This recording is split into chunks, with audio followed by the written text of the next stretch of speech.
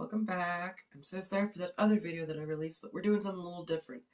We're actually going to make something not for like Halloween or like a client. We're just going to make something for fun.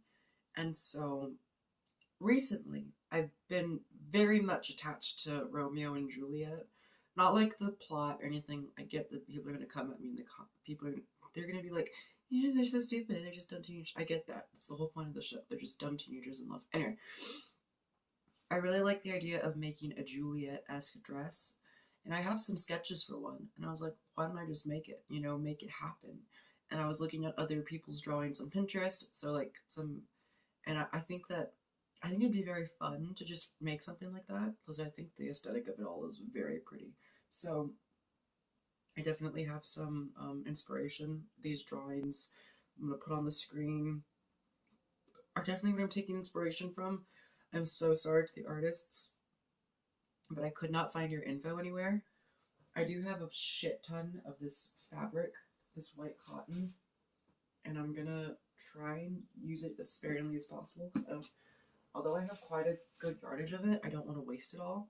So what I'm gonna do is I'm gonna base this off of a pair of like stays almost that I made a few years back. That's what I'm gonna base my pattern off of, and then I'm gonna do the sleeves with some cheesecloth underneath. Funny story, did not end up making those sleeves, so that's fun. Because I don't have like a very fine linen I can have poke out. And then, yeah, I want to have a little train. It's gonna be very, very, very wide neckline, very, very nice, And the sleeves will be removable, so it can just be like a base dress without the sleeves. And I think it'd be very, very pretty, very cute, like an evening gown attire almost. I know that cotton isn't the most like fancy, but it is quite nice. So I think that's what we're gonna do. And so let's start that process now. Okay, so what I did is I took my stays and I kind of just jammed a skirt underneath it. And it doesn't look too bad, but what I think I'm gonna end up doing is lowering this waistline a little bit, just a tiny bit, just like right at the ribs or just above. And then that'll be just a little bit above my natural waist. Honestly, wait, this might be a good length. I just think I just need to change the silhouette of the skirt, because this is all pleated into one waistband. I think I'm gonna have to do a front piece that's straight, and then I'll have the back pieces flare out. That way it has a little bit more of a narrowness to it, because I want it to be a little more flattering, and I want it to look very nice and whimsical. But otherwise, I think this is a pretty good, like, way to go off of it. I think so. I think so. Also, these are the only piece that gives me cleavage, and I'm fine with that, I'm just, ugh. And look at my clavicle. Isn't she just pretty? Isn't she just lovely? So here I am drafting out the pattern. What I did, I just laid the stays down. I didn't add a seam allowance, and I drew them out because I knew I was going to add it in later. And the back panels were pretty similar, but I made sure that I added about an inch to the sides just so I had enough room for the new one, because I'm a bit bigger now than I was then. My ribs have grown, and I made sure that the straps were thinner too, because I didn't want them as thick. I just wanted to show off the chest a little bit, Not that it's an appealing feature. You know what? It looks, yeah, that's how I drafted the pattern. So now I have my front and my back pieces. Because the fabric is kind of thin, I think I'm going to do 2 layers on the bodice and then add an interfacing so it's a little stiffer. Not that I need it to be, but like, I want to feel special. But, yeah, that's what's going to happen. And, yeah, I think I'm going to keep it short because I don't want it to be too long and then it looks like I'm wearing a kirtle. I wanted to have that old kind of Verona style. And I made the straps closer to the armpit and very thin because I don't want them to, like, I'm probably going to have to end up moving them over just a tad, but I'm fine with that. We'll see how it goes.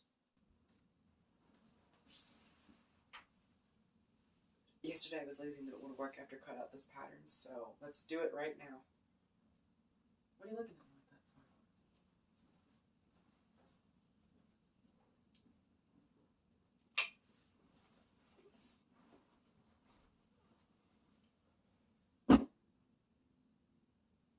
See how that looks. And this is me ironing in that interfacing. Yes, I iron on the floor. No, I don't want to talk about it. Aww. There's some thread stuck in between the fabric and the interfacing. Oh well. Okay, so this is it with the interfacing and everything. It's not sewn together, it's just pinned. And I think that it's pretty good. The back is a little too big, so I'm gonna have to take that off. Thankfully, it's gonna be lace up, so I don't know how much of an issue it's gonna be sizing wise. But I think that this is pretty damn good, especially for no mock-up. I'm not gonna do another one because I'm lazy and I really don't feel like it. So yeah, I think this is a good one. Honestly, I'm not mad at it. How much of an overlap? There's quite a bit of overlap. I think it's how much? It's about what? A good 3-inch overlap. Some would say that's too big. Some would say that's way too big even. Just huge. But yeah, it's just pinned on the sides. I think that this is... And it looks good because it's all flat and nice, mainly because I have no titties, but that's great. I think it looks good. Yeah, this is like perfect. Also, look how nice this square neck. I think it's so good.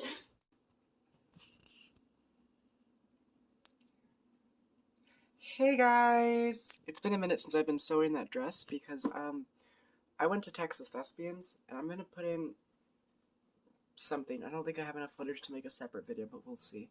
But yeah, now I'm sick again because you know last year I had COVID when I was at Texas Thespians. Now I got sick afterwards.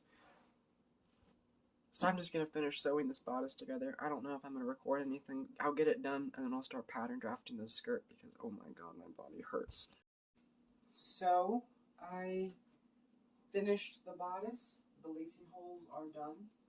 So I think there's about 22 in total, 11 on each side. But yeah, I am sick as a dog and I finished the bodice because I have nothing else to do. And I think it looks pretty good. I really do. So now I'm gonna draft the skirt, and I don't know if I want to do the full almost, I think it's a 3-panel skirt, maybe 4. I don't know if I want to do that, or if I want to do the very slim kind of, let me. In traditional Aiden fashion, I did not film any other things about me sewing the skirt, but this is me doing the hem, so I guess that kind of counts. I look so determined.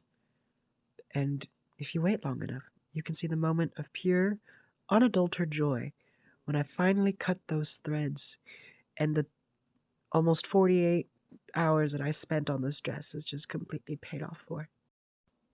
Hi, I filmed that last segment at about 11 o'clock in the morning, and just a few hours later, my fever has spiked to about 102 degrees. It was at normal temperature, 98 degrees, and now I'm back at 102.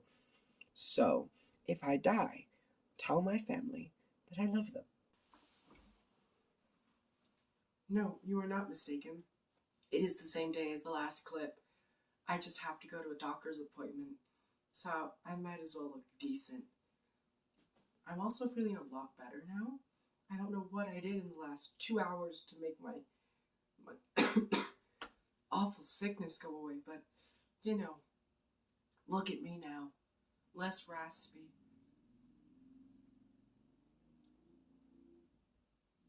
Let's finish the dress. Anyway, here's the reveal.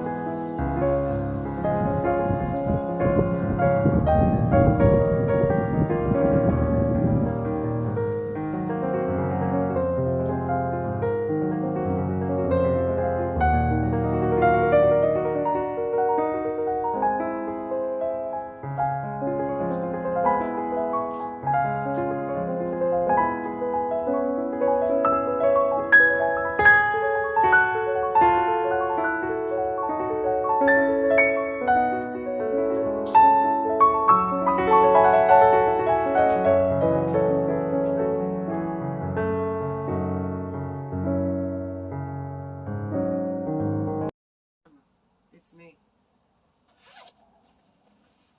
And a stage.